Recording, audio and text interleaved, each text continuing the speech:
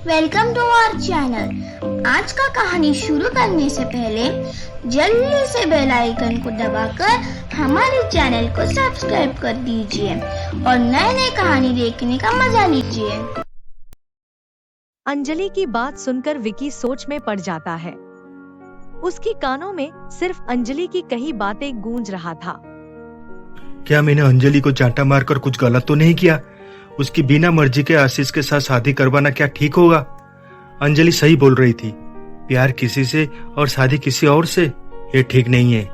ऐसे करने से अंजलि के साथ साथ आशीष और आकाश का भी जिंदगी बर्बाद हो जाएगा। तीनों में से कोई भी खुश नहीं रह पाएगा। कहीं आशीष के साथ शादी करने से अंजलि कोई गलत कदम ना उठा ले। नहीं, मैं ऐसा नहीं होने दूंगा। ऐसे सोचकर विकी उसकी माँ गायत्री के कमरे में जाता है। तब गायत्री सुमित्रा से बात कर रही थी। ठीक है सुमित्रा, मैं ये बात विकी और अंजलि को बता दूंगी। चलो अब मैं फोन रखती हूँ, बाय। माँ, आप अंजलि और मुझे क्या बताने वाले हो?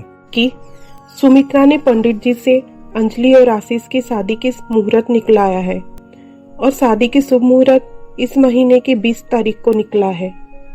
यही बात तुम्हें और अंजलि को बताने के लिए सुमित्रा कह रही थी। तुम्हें तो बता दिया, लेकिन अंजलि को कैसे बताऊं, कुछ समझ में नहीं आ रही है।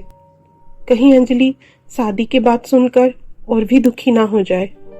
माँ, अंजलि को शादी की मुहूर्त के बारे में बताने की अब कोई जरूरत नहीं है। क्या मतलब है इसका? क्यों जरूरत नहीं है? शादी तो उसी को ही करनी होगी ना बेटा। तो हम उसे बिना बताए कैसे उसकी शादी करवा सकते हैं? माँ, अंजलि की शादी आशीष के साथ अब नहीं होगा। आप सुमित्रा आंटी को इसके रिश्ते के लिए मना कर दो।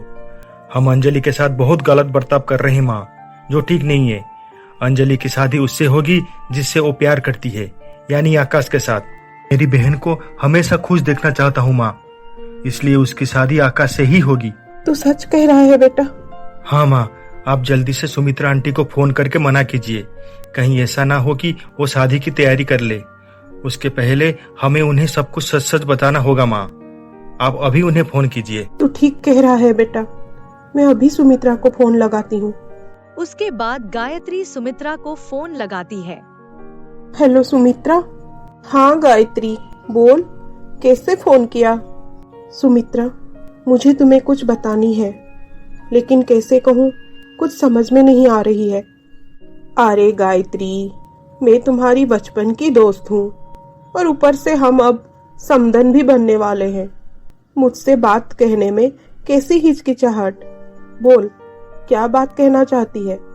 सुमित्रा, दरअसल बात यह है कि अंजलि और आशीष की शादी नहीं हो सकती। क्यों मजाक कर रही है गायत्री? मुझे पता है तू मेरे साथ हमेशा मजाक करती रहती है, लेकिन आज ये मजाक नहीं चलेगा। मैं तुझे बता रही हूँ, मैं मजाक नहीं कर रही हूँ सुमित्रा, ये बात सच है। अंजलि किसी और से प्यार करती है, उसका नाम आकाश है। अगर हम अंजलि की बिना मर्जी से आशीष के साथ शादी करवा देते हैं तो कोई भी खुश नहीं रह पाएगा सुमित्रा। मेरी बेटी की जिंदगी के साथ साथ तुम्हारा बेटा आशीष का भी जिंदगी बर्बाद हो जाएगा। अब तू ही बता, मैं सब जानकर कैसे अंजलि की शादी आशीष के साथ करवा सकती हूँ? मैं एक माँ हूँ, मैं कभी नहीं चाहूंगी कि मेरी बेटी दुखी हो, इसलिए शादी अब नहीं होगी। मुझे तू माफ कर दे सुमित्रा, प्लीज तू मुझे माफ कर दे। ये बात सुनकर सुमित्रा थोड़ी सी दुखी होती है। फिर वो कहती है, गायत्री, तू मुझसे माफी क्यों मांग रही है? ये अच्छा हुआ कि तू मुझे शादी होने से पहले सब कुछ बोल दी। अंजलि को मेरी घर की बहू बनाने की ख्वाब तो मेरा अधूरा रह गया, लेकिन अंजलि की शादी अगर उसकी मनपसंद लड़के से होगी तो मुझसे ज्यादा खुशी और कोई नहीं होगी। तू चिंता मत कर, हम समधन ना बन पाए लेकिन दोस्त तो हमेशा रहेंगे ना। तुम बहुत अच्छी हो सुमित्रा, तुमने मेरा सारा बोझ हल्का कर दिया। ठीक है, अब मैं फोन रखती हूँ। क्या हुआ माँ, आप थोड़ी उदास लग रही हो? कुछ नहीं बेटा, बस ऐसे ही। उसके बाद सुमित्रा आशीष को सारी बात बताती है। कोई बात नहीं माँ, अंजलि मेरी किस्मत में ही नहीं है, ये सोचकर आप उसे भूल जाओ। और रही बात मेरी, अंजलि मेरी पत्नी ना बन पाए, लेकिन वो मेरी दोस्त तो है। मुझे बहुत खुशी होगी अगर उसे उसका प्यार मिल जाएगा। अच्छा माँ, अब आप स्माइल कर दीजिए प्लीज। आशीष की बात सुनकर सुमित्रा मुस्कुरा देती है और अपने बेटे को गले लगा देती है। उधर विकी और गायत्री अंजलि की कमरे में जाते हैं। तब अंजलि आकाश को याद करके रो रही थी। अंजलि, ये क्या हो रहा है? माँ, भैया, आप दोनों यहाँ? ये ले तेरी मोबाइल जो मैंने तुमसे छीन लिया था। अब तू आकाश को फोन कर और उसे बता कि मैं और माँ शादी की बात करने उसके घर जल्द से जल्द जाना चाहते हैं। शादी की बात? हाँ, तुम्हारी और आकाश की शादी की बात करने। क्या? ये आप क्या कह रहे हैं भैया? मुझे माफ कर दे अंजलि, मैं गुस्से में आकर तुझ पर हाथ उठाया। तुझे न जाने गुस्से में आकर क्या कुछ बोल दिया, इसलिए तू मुझे माफ कर दे। अब मुझे तुम्हारी और आकाश के रिश्ते में कोई एतराज नहीं है। मैं तुम्हारी खुशी चाहता हूँ अंजलि। तू अब आकाश से बात भी कर सकती है और उससे भी मिल सकती है। हाँ बेटा, विकी सही कह रहा है। अब तू उसे फोन करके एक खुशखबर बता दे, वरना वो बेचारा परेशान हो रहा होगा। ऐसे कहकर गायत्री और विकी वहाँ से चले जाते हैं। उनके जाते ही अंजलि आकाश को फोन करती है। अंजलि की फोन इस वक्त? हेलो अंजलि। आकाश, तुम्हें एक खुश खबर देना है। माँ और भैया हमारी रिश्ते को हाँ कर दिए हैं। वो जल्द से जल्द हमारी शादी के बारे में बात करने तुम्हारे घर जाएंगे। अरे, ये तो बहुत खुशी की बात है। मुझे विश्वास नहीं हो रहा है कि तुम्हारे भैया इतना जल्दी हमारा शादी के लिए मान जाएंगे। हाँ, जब वो मुझे बोले तब मुझे यकीन नहीं हो रहा था। फिर उन्होंने मुझे माफी मांगी, तब जाकर मुझे यकीन हुआ।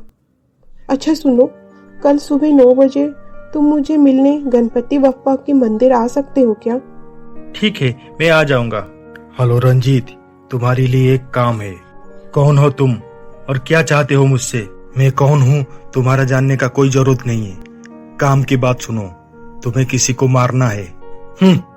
मैं मारने के लिए पहले पैसा लेता हूँ और बाद में काम करता हूँ। पैसे तुम्हें मिल जाएंगे अभी और इस वक्त। तुम जरा तुम्हारा बैंक अकाउंट चेक करो। तुम्हारे अकाउंट में 30 लाख रुपया आ चुके होंगे और बाकी की 30 लाख काम होने के बाद। और हाँ, अगर इतना कम पड़ जाए तो बता देना और भेज दूंगा, लेकिन काम होनी चाहिए।